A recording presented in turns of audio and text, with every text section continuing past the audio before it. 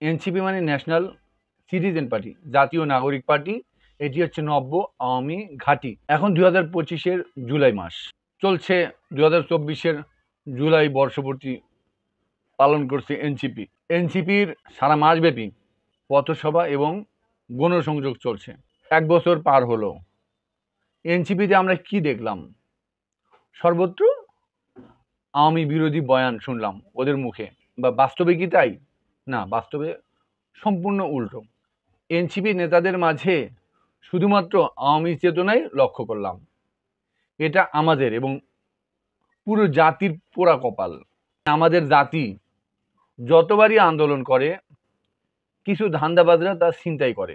এই এনসিপির সবাই না, আমি বলবো কিছু বাদে। ওদের কথা শোনাচ্ছি, ওরা আমাদের জুলাইয়ের যে চেতনা, জুলাই বিপ্লব ছিনতাই করেছে। ঠিক এভাবেই 1971 সালের যে চেতনা, সেটা ছিনতাই হয়েছিল। 71-এর 26শে মার্চ থেকে 3 ডিসেম্বর এদেশে 7.5 কোটি বীর বাঙালি সংগ্রাম করেছে, 30 লাখ প্রাণ হারিয়েছে, 2 লাখ মা বোন সম্ভ্রম হারিয়েছে। তাদের অবদান কারা ছিনতাই করেছে? ভারত এবং ভারতে পালিয়ে থাকা কসাই কাদের সিদ্দিকীর মতো মানুষেরা আমাদের 71-এর যে অবদান সেটা ছিনতাই করেছে, 71-এর যে চেতনা সেটা ছিনতাই করেছে। প্রমাণ দেখেন, এদের কসাই কাদের সিদ্দিকীর মতো সন্ত্রাসীদের ব্যবহার করে তৎকালীন ভারত এদেশের হাজার হাজার বুদ্ধিজীবীদের হত্যা করেছে। মানে দেখতে পাচ্ছেন তো, ডকুমেন্টারি। এরা তো কাদের সিদ্দিকী অস্বীকার করতে পারবে না। ভারত এদেশের সম্পদ লুট করেছে এদের ব্যবহার করে, পাক বাহিনীকে নিরাপদে পার করে দিয়েছে। ভারত শেখ মুজিবের মতো পুতুল সরকারকে ক্ষমতায় বসিয়েছে, শেখ মুজিবকে গোলামি চুক্তি করতে বাধ্য করেছে, পুরো জাতির সাথে প্রতারণা করে 30 লাখ শহীদের অবদানকে ছিনতাই করে মাত্র 7 জন শহীদকে বীরশ্রেষ্ঠ খেতাব দিয়েছে। এদেশের 7.5 কোটি বীর বাঙালির অবদানকে, কৃতিত্বকে ছিনতাই করে কসাই কাদের সিদ্দিকীর মতো 669 জনকে বীর উত্তম, বীর বিক্রম, বীর প্রতীক খেতাব দিয়েছে। আর 2 লাখ মা বোনের তো কোনো অস্তিত্বই রাখে নাই। 1971 সালে মুক্তিযুদ্ধের সময় যারা বড় বড় আমলা ছিল, সরকারি চাকরিজীবী ছিল, মানে শেখ হাসিনার স্বামী ডক্টর ওয়াজেদ আলী ছিলেন এবং তৌফিক এলাহি ছিলেন বা মখা আলমগীর ছিলেন, এরকম মানে বিশেষ ব্যক্তিদেরকে শুধু মুক্তিযোদ্ধা তালিকাভুক্ত করা হয়েছে। মানে সর্বোপরি 71-এ এই জাতি যে সংগ্রাম করেছে, তাদের সেই সংগ্রামকে, সেই অবদানকে ছিনতাই করেছে ভারত এবং আওয়ামী ধান্দাবাজরা। ঠিক একইভাবে আমাদের 24শে জুলাই আন্দোলনও ছিনতাই হয়েছে। জুলাই আগস্টের গণঅভ্যুত্থানের ক্রেডিট অনেকে নেওয়ার চেষ্টা করে। কিছু কিছু সংগঠন, যারা যেমন বৈষম্য বিরোধী ছাত্র আন্দোলন সহ আরো কিছু সংগঠন, যারা এটাকে নিজেদের সম্পত্তি মনে করে, এই যে ক্রেডিটটাকে ছিনতাই করতে চায়। আজকের যে এনসিপি দেখতে পাচ্ছেন, এখানে আওয়ামী সন্ত্রাসীদের পুনর্বাসন হয়েছে। আমরা যে চেতনা নিয়ে জুলাই আন্দোলন করেছি, এনসিপিতে সেই চেতনার কবর রচনা হয়েছে। যারা মুক্তিযোদ্ধা কোটা আর আওয়ামী 71 ব্যবসায়ীদের বৈষম্যের চাকরি পেয়েছে, আজকের এনসিপিতে তাদেরই পুনর্বাসন হয়েছে। কি আশ্চর্য না? 71 সালে ভারত থেকে ফিরে আসা এই কসাই কাদের সিদ্দিকীর মতো ওরা কিন্তু 71-এ বুলি আওড়াইছে। আজকের যে এনসিপি নেতারা একইভাবে জুলাই চেতনা বিকৃত করে 71-এর বুলি আওড়ানো শুরু করেছে।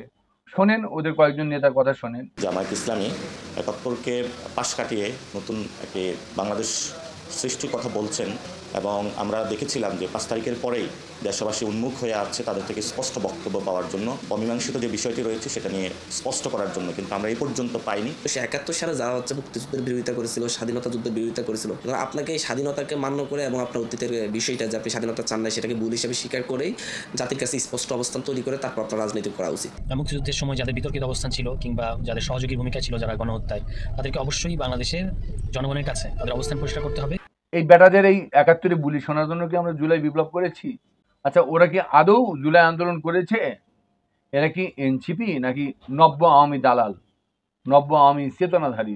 বাংলাদেশে দুইটা শক্তি, আদর্শিক শক্তি চাই না, একটা হলো মুজিববাদী আর একটা জামাতি শক্তি আমরা চাই না। কেন চাই না? আমরা মনে করি জামাত একটা দিল্লির এক্সটেনশন, মুজিবও একটা দিল্লির এক্সটেনশন। আচ্ছা বলেন তো, জুলাই বিপ্লব কবে শুরু হয়েছে? কিভাবে এই জুলাই বিপ্লবটা সারা দেশে ছড়িয়েছে? এনসিপির আওয়ামী চেতনাধারীরা ওরা কি এটা বুঝে জানে? ওরা মোটেও এটা বুঝে না। 2024-এর 5ই জুন আওয়ামী লেজুর 71-এর ধ্বজাধারী বৈষম্যের মুক্তিযোদ্ধা কোটাভোগী বা আওয়ামী এনএসআই তদন্তে যাচাইকৃত মানে সাকিয়ে নেওয়া বাছাইকৃত দালাল হাইকোর্টের বিচারকরা যারা 2024-এর 5ই জুন 30% মুক্তিযোদ্ধা কোটা বহালের আদেশ দিয়েছিল, ওদের ওই আদেশের বিরুদ্ধে আমাদের জুলাই বিপ্লব শুরু হয়েছিল।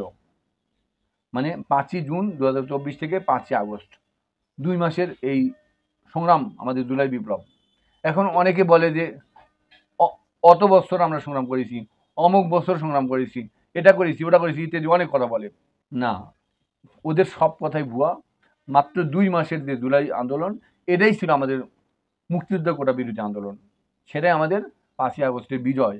আমাদের এই বিপ্লব, জুলাই বিপ্লব সারা দেশে ব্যাপকভাবে ছড়িয়ে পড়লো কীভাবে? সেদিন যেদিন ঢাকা বিশ্ববিদ্যালয়ে তুমি কি আমি কি রাজাকার রাজাকার স্লোগান দেওয়া হলো, আপনাদের মনে আছে? জীবনকে হাতের মুঠোয় নিয়ে আমাদের ঢাকা বিশ্ববিদ্যালয়ের ভাই বোনেরা ক্যাম্পাসে তুমি কি আমি কে রাজাকার রাজাকার স্লোগান দিয়েছিল। এটাই কিন্তু আমাদের সেই ভারত এবং 71-এর যে আওয়ামী দালাল ওদের কাপন ধরিয়ে দিয়েছিল। সেই রাতে আমাদের কত ভাই বোন যে প্রাণ হারিয়েছে কে জানে এটা?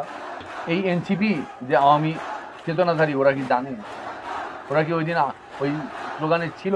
এখন এই এনসিপির ওই আওয়ামী দালাল ছিনতাইকারীরা সেই তুমি কি আমি কে রাজাকার স্লোগানটা অস্বীকার করে ওরা 71-এ বুলিয়া ওড়ান শুরু করেছে। ওরা কাদের পয়সায় চলে? দীর্ঘদিন যাবৎ যারা তথাকথিত ভারতীয় মুক্তিযোদ্ধা কোটায় বা আওয়ামী সুপারিশে চাকরি পেয়েছে বা সুবিধা নিয়েছে, তাদের কাছ থেকে ওরা চাঁদা তোলে। এই এনসিপি ওরা কিন্তু জুলাই চেতনার ছিনতাইকারী। ওরা মুখে আওয়ামী বিরোধী বয়ান দেয়, আর বিপরীতে সেই আওয়ামী আমলে 84% মুক্তিযোদ্ধা কোটায় সুপারিশপ্রাপ্ত যে 6531 জন যে প্রাইমারি টিচারের নিয়োগ হলো, তখন ওরা নীরবতা দেখায়। মানে এটা কেমন নেমো খারামি বোঝেন? এই মুক্তিযোদ্ধা কোটা আর দীর্ঘদিন যে আওয়ামী সুপারিশপ্রাপ্ত সুবিধাভোগী দালালদের পুনর্বাসনের জন্য কি এত প্রাণহানি? এই এনসিপিরা গত 1 বছর কি করেছে? শুধু 71-এর বুলিয়া ওড়াইছে, 71-এর ধ্বজাধারী সুবিধাভোগীদের কাছ থেকে চাঁদা তুলেছে, ওদেরকে পুনর্বাসন করেছে। এখন যত মুক্তিযোদ্ধা কোটাভোগী আছে বাংলাদেশে, চাকরিজীবী আছে, সচিবালয়ে আমলা আছে, মুক্তিযোদ্ধা কোটায় বা আওয়ামী সুপারিশে যে যেখানে আছে সবাই কিন্তু এনসিপি হয়ে গেছে।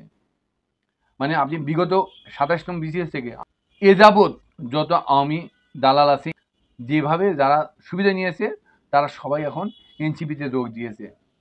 মানে ওরা কিন্তু পিওর আওয়ামী দালাল, আর এনসিপি ওদের করেছে হালাল। এই এনসিপি 3 আগস্ট জুলাই ঘোষণা দিবে। ওরা কি বলবে, কি করবে বলেন তো? 71-এর বৈষম্যের ওই সুবিধাভোগীদের পুনর্বাসন করবে, আর ওরা নিজেরা খেতাব নিবে আর একটা আজীবন 24-এর বৈষম্য সৃষ্টি করবে। আওয়ামী দালালদের ওরা ঘাঁটি বানাবে। ওরা 71-এর যে বৈষম্যের কোটাভোগী সুবিধাভোগী ওদেরকে পুনর্বাসন করবে। এটাই ওরা জুলাই ঘোষণা দিবে। এই জাতি কি ওই ঘোষণা মানবে? দেখা যাক কি হয়। ধন্যবাদ।